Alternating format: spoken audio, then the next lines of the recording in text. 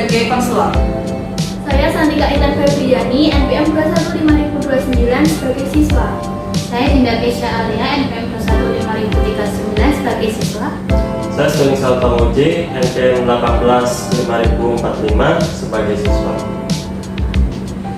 Saya Lia Perwanisi, NPM 21547 sebagai siswa. Saya Kavita Radisnarita, NPM 21546 sebagai siswa. Saya Mali Ilham Hagigi, NPM 21527 sebagai siswa. Kami dari BK 02. Terima kasih. Selamat sekarang.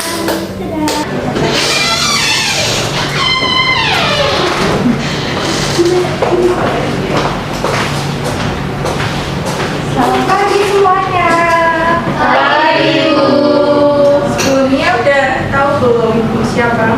Belum. Jadi perkenalan dulu ya.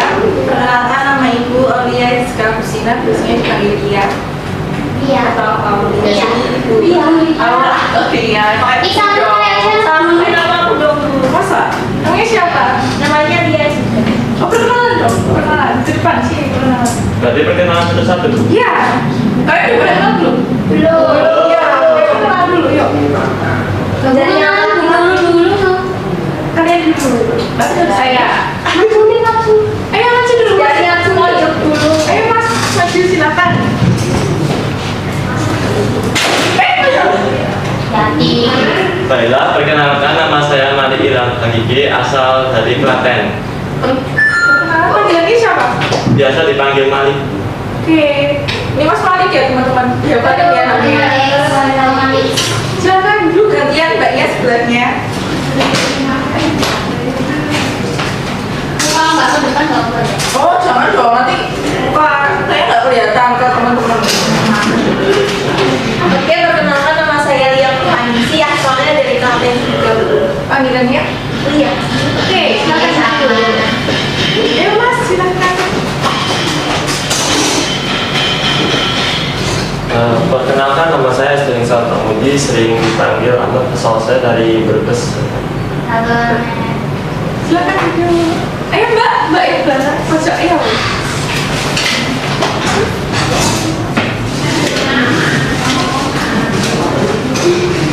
Perkenalkan, saya Dinda Kesha Alia, asalnya dari Klaten. Panggil Dinda atau Sasa, boleh silakan. Oke, silakan duduk. Terima kasih Mbak. Ayo Mbak yang pakai kacamata yuk.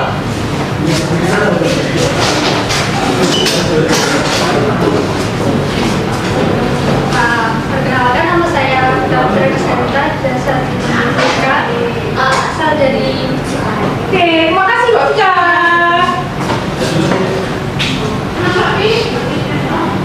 Ayo silakan ya Mbak.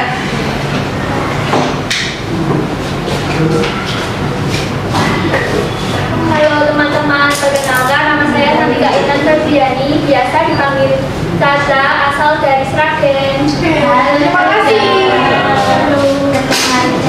Ya, sebelum kita lanjut pada kegiatan hari ini, perlu perkenal enggak? Perlu. Jadi Ibu nama panjangnya Aulia Rizka Kusina. Ya tadi seperti tadi panggilannya Aul atau Lia. Mungkin Kayak Mbak Lia, kalau Mbak Lia pakai Y, saya enggak. Iya. Asalnya dari Solo ya. Dia di sini jadi konselor junior. Masih junior karena baru 3 tahun. Yang lain sudah senior ya. Jadi Ibu mengampu kelas 10 untuk jurusan matematika dan IPA tahun IPA. Oh enggak, beda. Yang mau ditanyakan lagi? Status single, OTW gak single. Amin. Menikah ya? Selamat ulangan. Ada lagi? Umur masih muda. Lulusan ini mana? Unisri. Universitas Sampian di Solo. Sebelumnya hari ini kan kalian berkumpul di sini dan tahu nggak kegiatannya apa? Belajar. Enggak, iya belajar sih. Karena nanti kalian dapat informasi mengenai sesuatu hal. Jadi tentang pengenalan kegiatan dulu ya. Ini salah satu layanan dari bimbingan konseling, yaitu layanan informasi. Nanti Ibu akan memberikan sedikit informasi mengenai kalian. Yang kita bahas kali ini adalah hedonisme. Teman-teman udah tahu hedonisme itu belum? Belum. Sama sekali.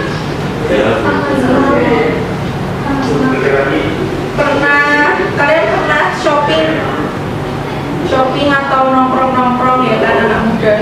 Nah, Ada uang aku. Selanjutnya adalah pengertian hedonisme. Jadi ada yang sudah tahu belum hedonisme itu apa? belum. Bisa tolong dibacakan Mbak Caca? Tolong maju ke depan ya Mbak. Ya. Hedonisme, pandangan hidup yang menganggap bahwa kesenangan dan kenikmatan materi adalah tujuan utama hidup. Bagi para penganut paham ini, bersenang-senang, berpesta pora, dan pelesiran merupakan tujuan utama hidup. Entah itu menyenangkan bagi orang lain atau tidak. Sudah, Bu? Terima kasih Mbak Caca. Ya. Dari pengertian yang sudah dibacakan oleh Mbak Caca tadi, ada yang mudah menangkap belum pengertian hedonisme? Senang-senang, Bu. Selain senang-senang, Menikmati kebebasan, Bu. hidup boros, menikmati kebebasan lainnya. Menghambur-hamburkan kekayaan. Iya bisa. Selain itu, ada lagi? Tidak tahu. Jadi hedonisme ini adalah tujuan hidup bagi beberapa orang yang menganggap bahwa hidup itu untuk bersenang-senang karena mereka hidup itu hanya untuk sekali. Jadi hedonisme itu fenomena dan gaya hidup yang sudah tercermin dalam perilaku generasi muda sehari-hari. Biasanya kalian nongkrong-nongkrong nggak ke kafe, terus ke mall, shopping, check out kerjaan dari belanja online gitu? Karena Iya pernah atau sering? sering. Sering. Ya. Jadi mayoritas pelajar itu berlomba-lomba dan bermimpi untuk bisa hidup mewah. Jadi kayak terpandang kayak kalau dalam circle pertemanan, wah si A hidupnya enak ya di story, foya-foya terus habis itu foya-foya dan menghabiskan waktu kayak di kafe, ke mall, terus ke shopping atau nonton. Itu jadi agenda dari gaya hidup penganut hedonisme. Hedonisme ini berkembang biasanya di kalangan remaja, dipengaruhi oleh faktor lingkungan atau karena mereka ingin meniru gaya hidup orang lain yang terkenal, jadi mereka bisa menganggap bahwa mereka akan terkenal juga. Jadi kalau di TV itu ada berbagai reality show yang menawarkan program untuk mencapai popularitas, contohnya kayak vlog artis itu. Terus jadi kalau hedonisme menurut para ahli psikologi itu tidak dapat disangkal karena sifat dasar alam manusia itu adalah serakah dan tidak pernah puas. Manusia sendiri kan juga ingin dianggap lebih unggul dibandingkan dengan manusia-manusia yang lain. Jadi individu itu bakal merasa terhormat atau dipandang lebih kalau mereka memiliki gaya hidup yang berbeda dari orang lain. Contohnya ya hedonisme itu, karena hedonisme kan terkenalnya foya-foya atau membuang uang ya, jadi terkenalnya untuk kalangan menengah ke atas. Jadi perasaan nikmat sekaligus cara otomatis untuk bersenang-senang itu melalui hedonisme, baik itu entah dilakukan oleh perorangan, individu, ataupun secara sosial atau berkelompok, yang tujuannya untuk menikmati atau memuaskan diri sendiri dari hasil kerja kerasnya atau minta. Biasanya kalau masih remaja atau pelajar minta ke orang tua ya. Ya. Selanjutnya ada faktor penyebab hedonisme, ada faktor internal dan eksternal. Kalau menurut kalian faktor internal itu apa? Ya, dalam diri. Iya. Contohnya, Keinginan hati. ya selain itu ada lain? Kalau eksternal deh, eksternal ada yang mau menanggapi mengenai faktor dari luar pengaruh lingkungan. Contohnya, Media sosial juga bisa. ya media sosial bisa. Oke teman-teman, lalu ada tambahan lagi? Meniru gaya hidup orang lain yang lebih. Wah. Oke, jadi faktor penyebab hedonisme itu ada dari internal dan eksternal. Kalau internal itu kan karena sifat dasar manusia itu tadi ya yang tidak pernah merasa puas ya serakah, terus juga kalau udah bekerja kan biasanya merasa loh kan aku udah bekerja keras, jadi ini adalah ya self reward kayak ya udah kan ini hasil kerja kerasku juga, jadi mereka menikmati dengan cara bersenang-senang, tapi ini dalam artian bersenang-senang yang berlebihan ya foya-foya itu. Selain itu manusia juga tidak pernah merasa cukup atas yang sudah dicapai, jadi ingin terus dan terus. Sifat serakah itu yang menjadi salah satu faktor hedonisme dari dalam diri karena tidak ada kontrol dari diri sendiri juga. Kalau dari eksternal itu paling utama adalah yang tadi disampaikan oleh Mas Malik, yaitu sosial media. Harus informasi dari luar. Kalau kalian lihat sosmed yang contoh aja aplikasi Instagram, ada yang nggak punya Instagram di sini? Punya semua kan? Brand kalian isinya apa? Random. K-pop. K-pop. Kalau K-pop itu biasanya ngapain? Beli tiket konser, album gitu nggak? Photocard. Impulsif nggak? Ya. Iya. Sebenarnya sikap impulsif itu juga bagian dari hedonisme, karena kalau sudah impulsif kan berarti tidak ada kontrol dari diri kalian. Kalian merasa melihat di sosial media, wah si A udah ngeliat konser ABC, kalian juga pengen kan? Biasanya buat tiket gak sih? Ya. Atau beli dari calo? Beli dari tahu. Nah itu kan kayak apa ya, sikap yang harus dapat ya kan? Itu kalau kalian udah dapat tiketnya merasa puas nggak? Puas.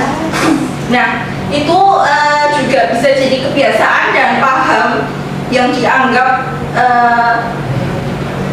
sesuatu yang menyenangkan dan tidak membahayakan orang lain. Memang tidak membahayakan, jangka untuk sekarang nggak membahayakan, tapi jangka panjangnya membahayakan nggak kalau sikap hedonisme itu? Membahayakan.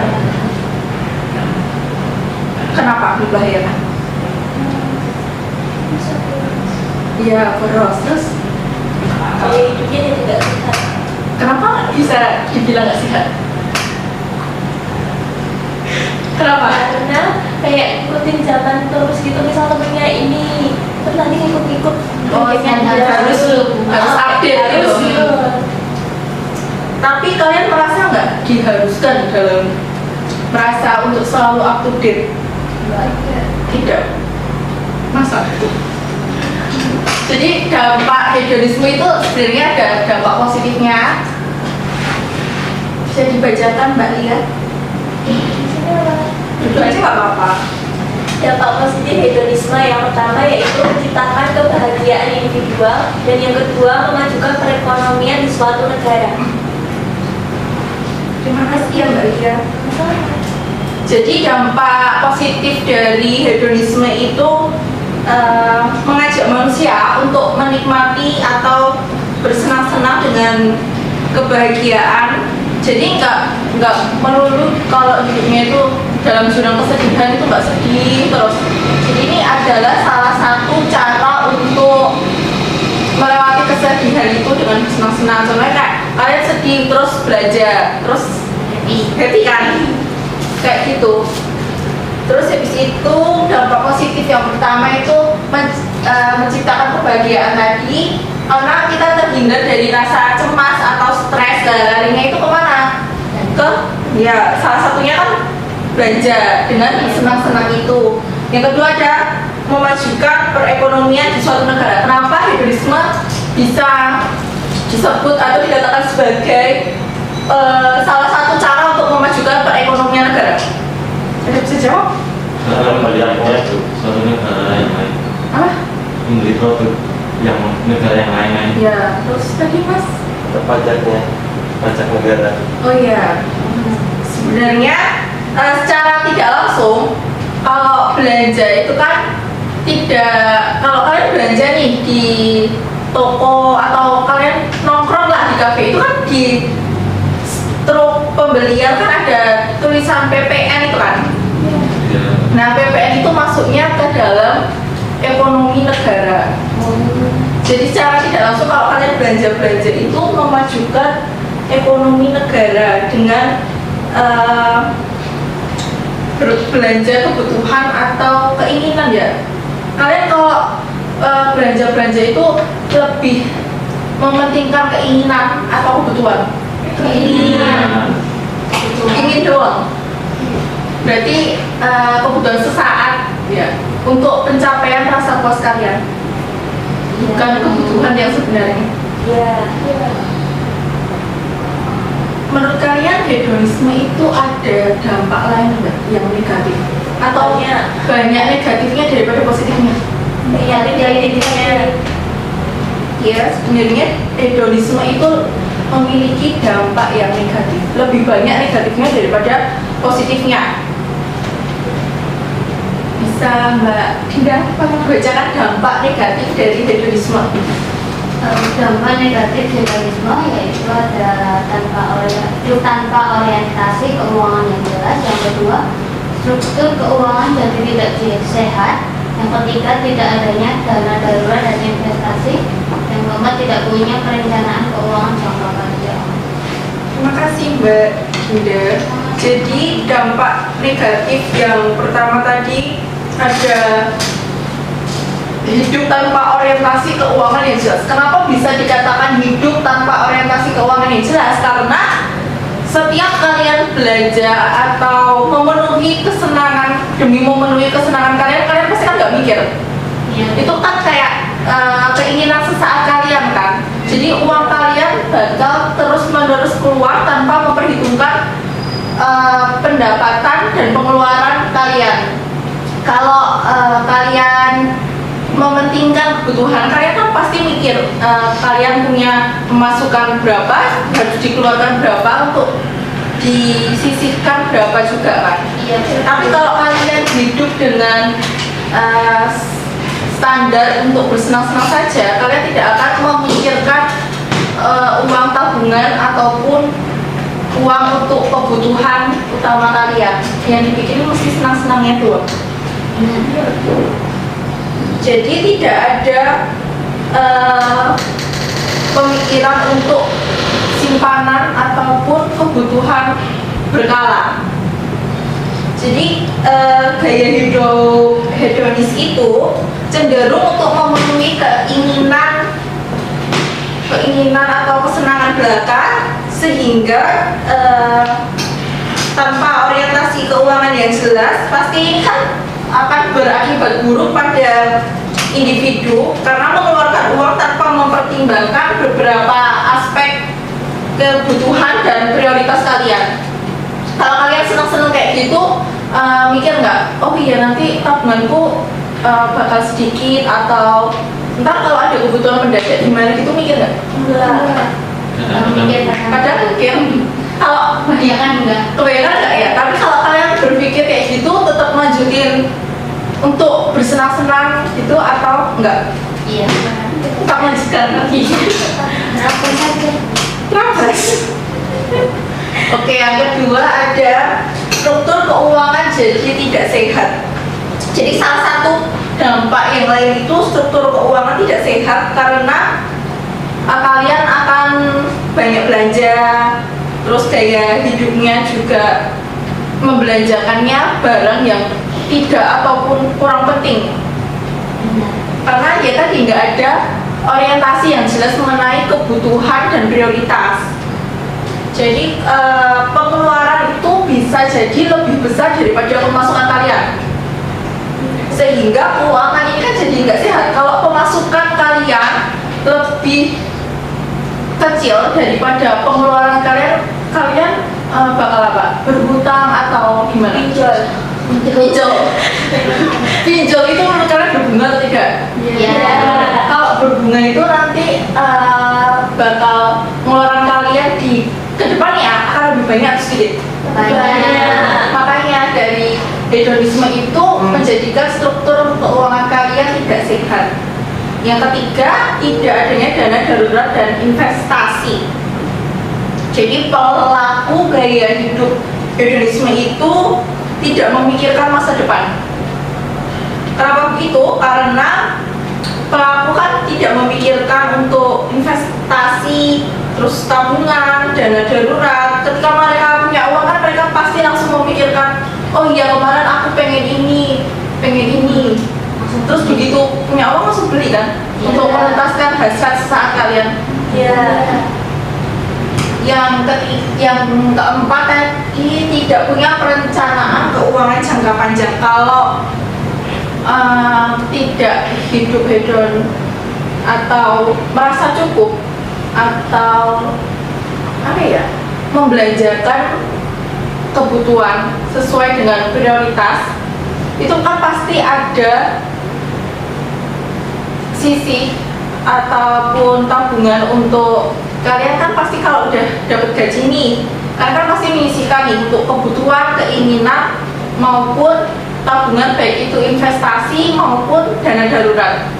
Tapi kalau kalian hanya berorientasi pada senang-senang saja, saat kalian sudah menerima uang itu mikir harus segera dikasih buat tabungan, dana darurat atau investasi enggak kan? Mesti langsung buat belanja itu tadi. Jadi keuangan gaya hidup hedonis ini cenderung langsung habis atau cepat habis kalau udah punya uang, karena pelaku itu hanya fokus untuk pemenuhan kebutuhan kesenangan pribadi tanpa memikirkan prioritas yang harus segera diutamakan. Berikutnya ada cara mengatasi hedonisme. Jadi hedonisme itu sebenarnya bisa dikontrol dan diatasi ya teman-teman. Mungkin ada yang bisa membacakan 4 terlebih dahulu deh. Oke, yang pertama adalah mengubah mindset konsumtif jadi produktif. Yang kedua, menyadari bahwa hidup bukan tentang senang-senang saja. Yang ketiga ada susun target dan rencana keuangan yang panjang. Dan yang keempat adalah membatasi diri saat melakukan self reward. Selanjutnya bisa tolong dibacakan. Oke, Mbak Vika. Mencatat setiap pengeluaran dan pemasukan. Yang ke-5, mengurangi penggunaan kartu kredit. Yang ke-7, selektif saat membeli tingkatan pertemanan. Yang pertama ada mengubah mindset konsumtif jadi produktif. Jadi mindset konsumtif itu apa sih? Ada yang tahu? Lebih ke pembeli sih, kayak gitu ya Bu. Iya, bisa. Biasanya saya dengar-dengar tuh kalau kita beli barang itu namanya konsumtif gitu. Kalau nggak beli makan. Yang lain? Jadi mindset konsumtif itu sebenarnya mindset untuk membelanjakan untuk belanja keperluan yang sebenarnya tidak begitu penting atau tidak sesuai kebutuhan. Kayak apa? Contohnya kalau kalian nih belanja shopping nih, biasanya kalau ke mall gitu, ada yang kenal window shopping?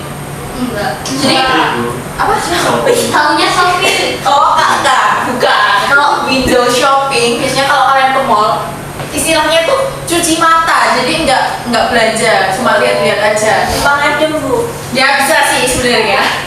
Tapi kalian mesti tidak menerapkan prinsip window shopping ya, sekedar lihat-lihat saja. Mesti pengen kan? Iya. Harus beli gitu.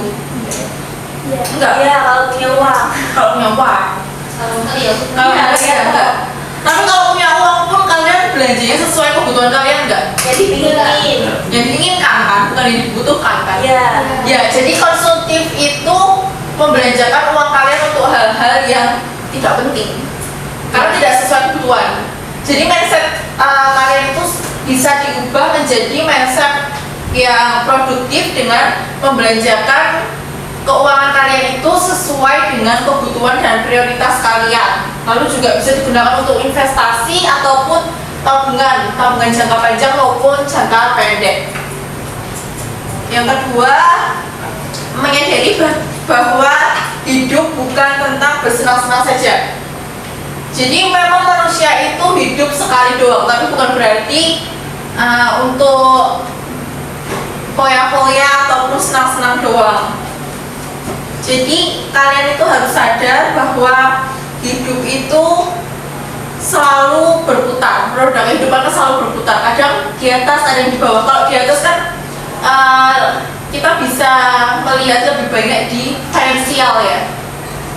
Kalau cukup ataupun lebih, itu kalian bisa buat tabungan. Karena kan kita nggak tahu ya, mungkin hari ini kita bisa jadi berkecukupan, tapi nanti ataupun besok kan kita nggak ada yang tahu apa masih bisa seperti ini atau tidak. Jadi keuangan kalian lebih bisa termanajemen dengan baik untuk digunakan dengan semestinya ataupun digunakan untuk kebutuhan yang benar-benar penting saja.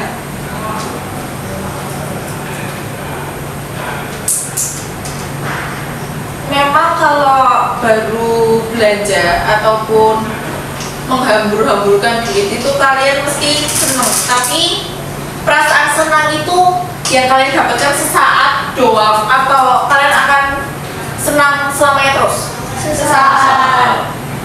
Sadar nggak kalau kalian senangnya sesaat terus? Kalian sadar kadang enggak? Kalau kalian sudah menyadari bahwa kesenangan itu sesaat saja dengan bersenang-senang tersebut, mungkin kalian kan kalau bersenang-senang lewat apa? Shopping kah, nonton atau nongkrong, jajan, nongkrong. Ya. Setelah nongkrong biasanya kalau sedih gimana? Nongkrong lagi. Nongkrong lagi. Keluar duitnya lebih banyak nggak? Ya. Berarti kalau kayak gitu termanajemen nggak keuangan kalian? Berarti kalian tuh harus menyadari bahwa hidup itu pasti ada senang dan sedihnya. Kalau sedih, mungkin kalian dengan bersenang-senang seperti berbelanja ataupun nongkrong harus termanajemen lebih baik dengan memanfaatkan, bisa kalian memanfaatkan waktu luang kayak kan kalian kan udah ada smartphone ya. Contohnya kayak dengerin musik doang gitu nggak bisa. Bisa nggak? Kurang. Ngantuk. Nggak apa-apa, malah lanjut tidur aja sekalian. Yang ketiga ada menyusun target dan rencana keuangan jangka panjang. Salah satu caranya itu ketika kalian berada di financial planning, kalian kan memikirkan masa depan. Oh, dengan keadaan kalian nih, contohnya kalian udah keterima kerja, udah dapat gaji pertama, kalian bakal sisihin atau langsung karena gaji pertama nih langsung buat seneng-seneng? Sisihin. Sedikit. 50.000. Banyakan ya senang-senang. Kebanyakan buat senang-senang ya. Iya. Tapi saat kalian menerima duit itu, masa kalian nggak ada target? Oh, ntar aku pengen beli rumah nih atau mau beli mobil atau apa? Punya nggak? Sebelumnya kayak gitu, tapi pas nggak punya duit buat belanja. Aku namanya. Salah. Jadi salah satunya itu ketika punya keuangan yang stabil atau cukup atau berlebih, itu kalian bisa ngontrol gaya hidup kalian. Mungkin saat ini ya kalian punya gaji 3 juta nih, kalian pasti kan gaya hidupnya ya sederhana gitu kan, biar gaji kalian cukup dengan 3 juta itu. Tapi saat kalian menerima kenaikan gaji, gaya hidup kalian berubah atau tetap? Berubah. Kalau berubah, otomatis pengeluaran kalian naik atau tetap? Naik. Kalau naik gitu berarti uang untuk tabungan jangka panjang itu sedikit atau tambah banyak dengan kenaikan gaji? Dengan gaya hidup kalian yang boros, dikit kan? Kenapa Pak? Enggak nambah. Enggak. Jadi kalian bisa membuat planning karena kan kalian punya masa depan. Jadi kalian punya kontrol atas hasrat kalian untuk membeli atau menghabiskan uang kalian. Walaupun itu hak kalian juga, tapi kan tetap harus ada financial planning karena kan kita juga nggak tahu ya apa hal darurat apa yang akan terjadi ke depannya dan berapa yang kalian butuhkan. Dengan kalian bersenang-senang kan pasti pengeluarannya tidak sedikit, ya kan? Iya. Jadi kalian bisa mengontrol untuk memikirkan keuangan kalian digunakan untuk hal yang lebih penting dalam jangka waktu panjang ke depannya. Yang selanjutnya, membatasi diri saat melakukan self reward. Self reward itu menurut kalian apa? Hadiah. Terus selain hadiah? Ya, penghargaan. Untuk apa? Diri Diri atas kerja keras. Ya. Jadi self reward itu memang mempunyai makna penghargaan terhadap diri sendiri atas pencapaian yang telah kita capai. Tapi ada kalanya self reward itu menjadi toksik atau berlebihan saat kalian sebenarnya melakukan sesuatu itu hal yang basic. Contohnya kalau kalian bangun pagi bisa tepat waktu, terus kuliah, habis itu kalian merasa setelah kuliah kan capek, terus kadang ada yang langsung nongkrong nggak? Karena merasa, loh tadi aku udah merasa disiplin berangkat pagi, nggak telat kuliah atau nggak telat sekolah, terus habis itu pulang langsung nongkrong gitu, ada nggak? Ada saya. Oh ada.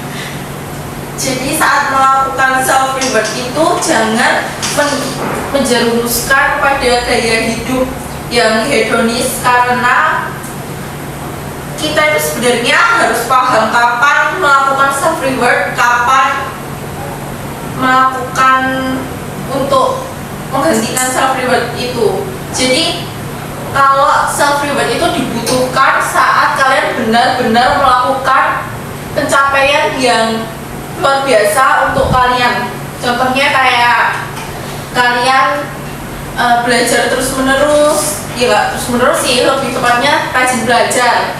Gunanya apa? Untuk contoh kalian ngejar ranking nih, biar 3 besar atau apa, itu baru bisa dikatakan self reward ketika kalian sudah mendapat ranking yang kalian inginkan itu sudah dicapai. Tapi kalau hanya untuk belajar rajin saja itu sebenarnya nggak termasuk self reward, karena itu adalah basic need atau kebutuhan dasar kalian untuk mencapai sesuatu itu. Selanjutnya ada mencatat setiap pengeluaran dan pemasukan. Kalian kalau dapat uang dicatat nggak? Dapat atau punya uangnya segini, entar belanja habisnya segini, kalian catat nggak biasanya? Tiba-tiba habis itu. Tiba-tiba habis. Kalau tiba-tiba habis gimana? Nangis. Sedih. Jadi Lawangan. sifat hedonis kan berkaitan dengan sikap yang boros ya. Oleh karena itu mencatat pengeluaran dan pemasukan itu bisa jadi salah satu kontrol atas keuangan kalian. Contoh kalian punya uang 100.000, terus berarti kan pemasukan kalian itu 100, pengeluaran kalian untuk belanja kayak jajan di kantin kayak gitu habis berapa rata-rata? 10.000, 20, 15. Berarti ada sisa nggak? Banyak. Tapi kalian sadar nggak dengan sisa uang kalian itu? Tidak sadar. Terus kalau berarti kalian merasa kalau punya uang ya udah dipakai terus gitu, terus tiba-tiba habis gitu? Iya. Sadar nggak kalau gaya hidup yang kayak gitu tuh justru membuat kalian itu lebih boros? Karena kalian kan nggak kontrol. Kalau mencatat pengeluaran dan pemasukan kalian bakal kontrol. Karena apa? Contoh kalian punya uang 100.000, terus pengeluaran kalian 80.000. Karena kalian nyatet, wah sisanya tinggal 20. Berarti kan kalian merasa sudah terlalu banyak memakai uang. Dengan sisa uang segitu dapat apa kalian?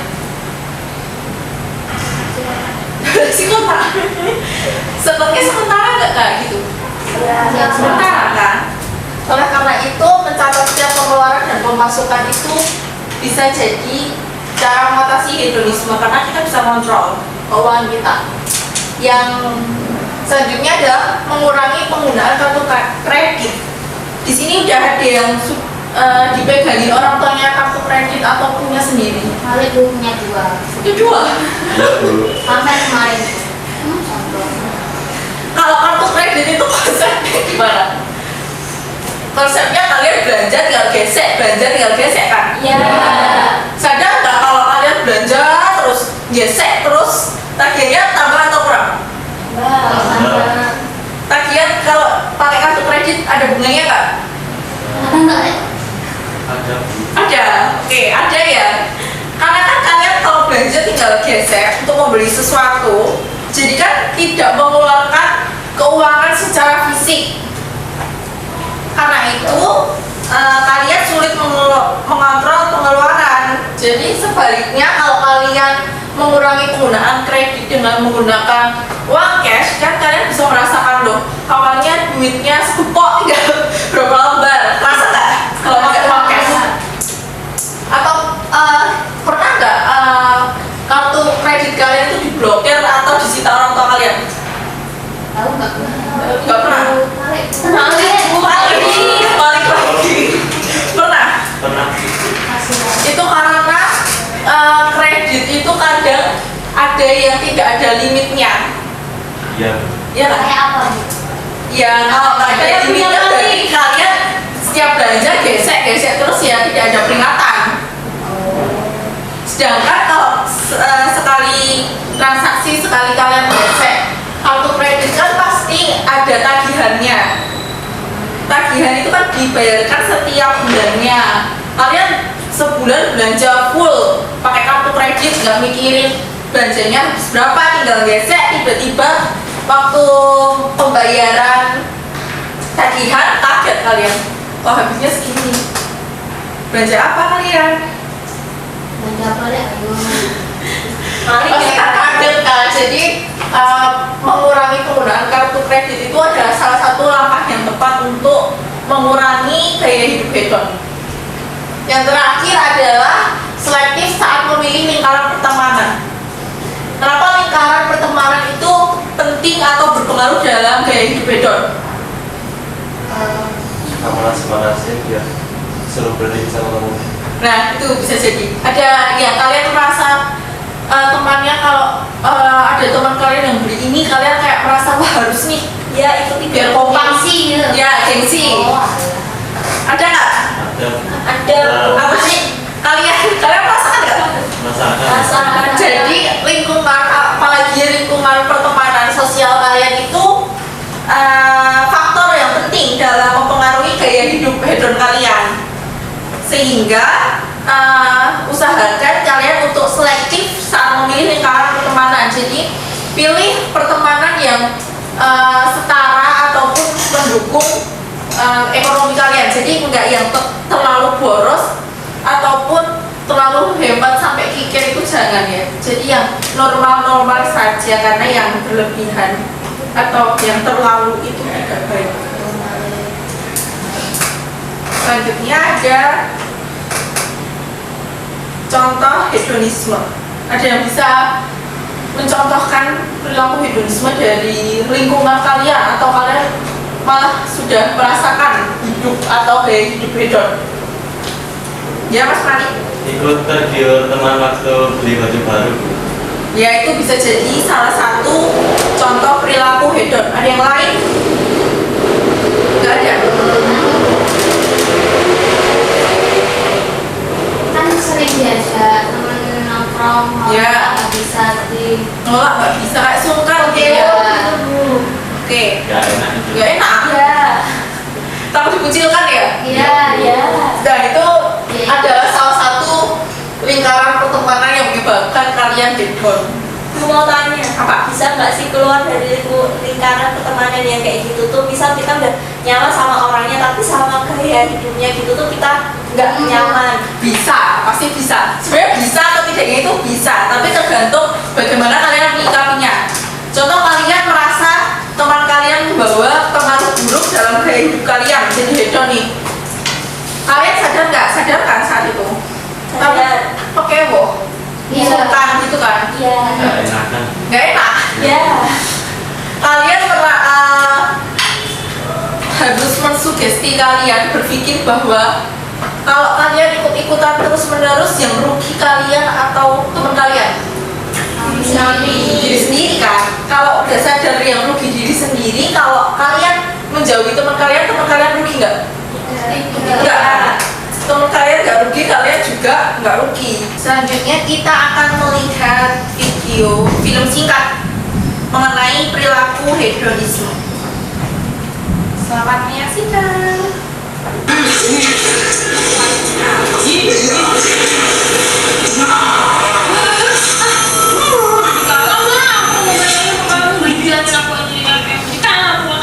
Aku bosan pacaran kayak gini. Lu mau ngapain lagi? Lagi nih, kan sama belum punya duit. Gue juga belum lulus kuliah, lu juga. Kerja juga malas-malasan, gak ada dapet. Lu ngapain lagi coba? Habis itu gue, yang gak usah mau tau gak? Hai guys, hari ini cewek gue ulang tahun dan gue ngajak dia liburan ke Turki. Gimana, kamu seneng gak sayang? Seneng banget. Bener, punya duit banyak. Emang tuh, makanya waktu kerja cari duit, pengangguran mulu lah. Wah, lucu. Dulu, gue juga miskin kayak kalian. Tapi semenjak gue main game 6969, Bapak Zeus memberikan gue kekayaan yang berlimpah. Kalian juga bisa punya banyak duit kayak gue. Klik link di bawah ini.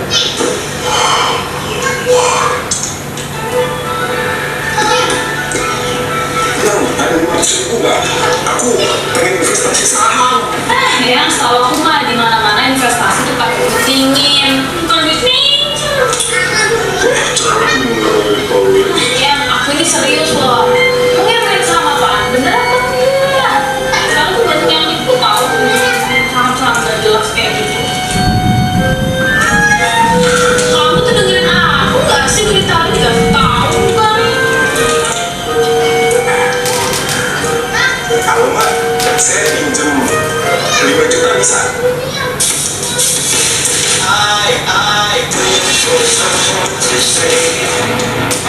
Yes, menang lagi. Kaya gua.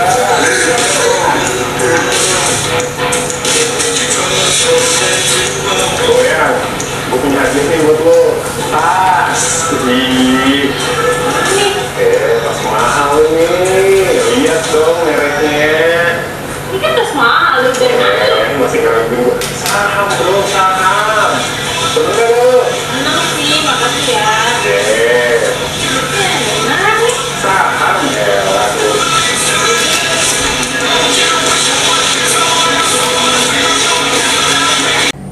Setelah menyaksikan film singkat tadi, ada yang ingin ditanyakan sebelum mengakhiri kegiatan hari ini? Saya Bu. Yuk Mbak Caca, ada yang ditanyakan apa? Berdiri tidak? Berdiri dong. Bu Gerah. Perkenalkan, nama saya Santika Intan. Ya. Pertanyaannya, mengapa hedonisme perlu dikritisi? Oke, terima kasih.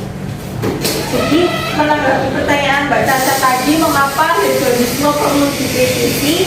Karena pandangan tentang gaya hidup yang konsumtif itu dapat mempengaruhi mempengaruhi beberapa aspek, terutama bagi perkembangan psikologis para remaja. Karena kalau hedonisme itu menimbulkan pemikiran ataupun mindset untuk hidup konsumtif dan membuat mental remaja kadang menjadi tidak stabil karena prioritasnya itu adalah kesenangan belaka tanpa memperhitungkan bahwa kehidupan ini tidak hanya untuk bersenang-senang tapi untuk menggapai mimpi dan untuk melewati berbagai masalah hidup. Selain Mbak Caca mungkin ada yang ingin tanya. Oke Mbak Fika. Perkenalkan, nama saya Fika Putra Desnarika. Ya. Pertanyaannya, mengapa hedonisme berpengaruh terhadap kualitas kehidupan masyarakat? Oke, terima kasih pertanyaannya.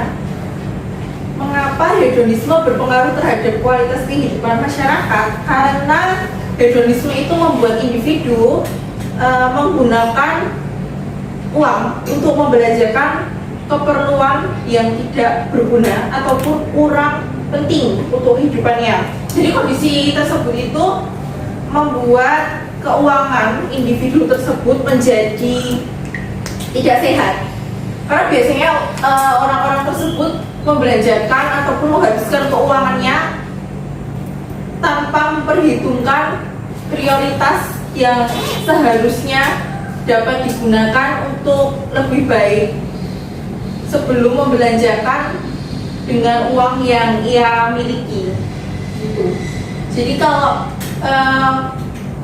individu ataupun masyarakat yang memiliki gaya hidup hedon itu cenderung mengalami kualitas kehidupan yang rendah karena yang dipikirkan hanya kesenangan belaka tanpa mempertimbangkan aspek-aspek penting kehidupan lainnya. Itu Mbak Vika. Sudah bisa menjawab ya? Ada lagi? Ya, Bu. Oke, Mas Mali. Perkenalkan, nama saya Mali Irang Mahidi. Pertanyaannya, ciri-ciri orang Indonesia itu kayak apa ya? Oke, terima kasih. Jadi ciri-ciri orang yang memiliki gaya hidup hedon atau hedonisme itu orang yang menganut bahwa kehidupan itu hanya untuk bersenang-senang.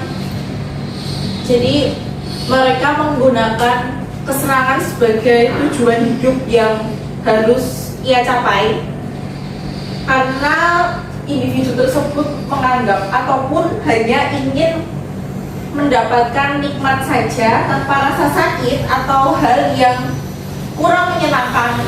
Contohnya kayak manusia mengalami masalah, itu kan pasti tidak menyenangkan. Nah, manusia yang paham hedonisme atau hedonisme ini ingin menghilangkan masalah yang ia miliki dengan menjadikan kesedihan itu dengan dilampiaskan kepada senang-senang atau hura-hura saja. Jadi kesenangan bagi penikmat gaya hidup hedon itu adalah kesenangan itu segala-galanya untuk mereka. Gitu Mas Han. Ada lagi mungkin? Oke Mas. Perkenalkan, nama saya Spencer Pramuji. Saya mau bertanya, ini kan sebentar lagi bulan puasa. Iya. Terus mayoritas orang Indonesia itu Islam. Iya. Nah, biasanya sebelum Lebaran itu kan pada belanja beli baju baru tuh. Iya. Itu termasuknya ke perilaku hedonisme apa gimana tuh? Soalnya kan itu termasuknya kebutuhan juga. Buat baju Lebaran, buat sholat Id gitu. Oke, terima kasih. Jadi kebutuhan kan membelanjakan baju untuk Lebaran ya tadi ya. Ya. Itu kan sebenarnya termasuk kebutuhan apabila benar-benar dibutuhkan. Contohnya untuk menyambut bulan ataupun hari Lebaran, kan pasti individu menginginkan yang terbaik ya untuk dia. Tapi dilihat lagi apakah pakaian itu sudah ia miliki. Maksudnya sebelumnya dia punya pakaian nggak yang sebenarnya cukup pantas untuk digunakan saat Lebaran itu tanpa, biasanya kan kalau kita kan mengikuti tren ya, Iya. tanpa melihat sebenarnya dia punya pakaian tapi tidak kekecilan ataupun tidak sobek ataupun masih layak, tapi karena memikirkan keinginan untuk mengikuti tren semata, itu bisa dikatakan orang tersebut hedon. Tapi karena kalau membelinya karena kebutuhan, karena benar-benar dibutuhkan, misal individu tersebut sudah tidak memiliki pakaian yang layak untuk digunakan di hadapan orang lain, lalu membelanjakan uangnya untuk membeli pakaian tersebut, itu baru dikatakan sebagai manusia ataupun individu yang memiliki mindset yang produktif, karena ia membelanjakan uangnya untuk kebutuhan yang benar-benar ia perlukan, bukan hanya mengikuti tren ataupun kesenangan semata. Ada lagi? Oke, Mbak Dinda silahkan. Saya mau bertanya, perilaku hedonisme itu berdampak pada psikologis seseorang nggak, Bu? Oke, terima kasih ya Mbak Dinda. Jadi hedonisme itu sebetulnya berdampak bagi karakter ataupun psikologis generasi muda. Karena apa? Karena hedonisme itu kan dipengaruhi tidak hanya dari sisi internalnya saja, tapi dari eksternal juga melibatkan aspek yang dapat menimbulkan perilaku ataupun gaya hidup yang hedon. Jadi hedonisme itu bisa menyebabkan individu tersebut menjadi individu yang individualis, materialis ataupun konsumtif, yang menjadikan mereka tidak beretos kerja yang baik, tidak bertanggung jawab maupun tidak disiplin. Contohnya foya-foya, terus habis itu kerja jadi berantakan karena yang dipikirin setelah kerja akan senang-senang, gitu Mbak Dinda. Apakah bisa menjawab? Ada lagi yang mau tanya? Tanya Bu. Oke, silakan. Perkenalkan, nama saya Lia Purwaningsi. Pertanyaannya, semisal ibu sayanya sudah sadar bahwa saya ini hedon, terus bisa keluar dari lingkungan hedon. Ya. Nah, terus teman saya itu mau mengajak teman saya biar keluar juga dari lingkungan dia yang hedon itu, Ya. gimana ya bicaranya? Terima kasih. Sebelum mengajak teman Anda untuk keluar dari lingkungan yang hedon, bagaimana Mbak Tia keluar dan sadar saat keluar dari lingkungan tersebut? Karena Gimana? sadar itu merugikan diri saya. Nah, karena Mbak Tia sadar hedon itu merugikan diri Mbak Tia, jadi Mbak Tia bisa memberikan contoh nyata kepada teman Mbak Lia. Jadi nggak hanya melalui ucapan ataupun ceramah belaka, tapi Mbak Lia harus menunjukkan aku dulu gini, terus jadi gini gitu. Jadi harus ada contoh realnya. Kalau hanya ucapan semata kan kadang orang-orang kayak kurang percaya ya. Kalau tidak ada Tindakan. iya tindakannya, kan mereka jadi kayak emang iya lah buktinya mana gitu loh. Jadi tidak hanya sugesti, tapi Mbak Lia juga harus memperlihatkan contoh nyata dari akibat sifat perilaku hedonisme. Ada yang ingin ditanyakan lagi tidak? Tidak, Akan pulang. Oh, kamu pulang Iya. di sini.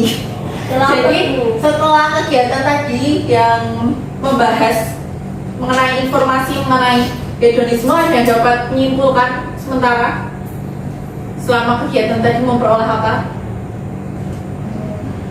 Hedonisme lebih banyak negatifnya Bu, buat kehidupan Oke. kita. Dan lain lagi. Pengertian hedonisme seperti kayak lebih keluar dari zona bebas. Oke, yang lain? Bisa mengolah keuangan. Oke, bisa. Yang lain lagi tidak?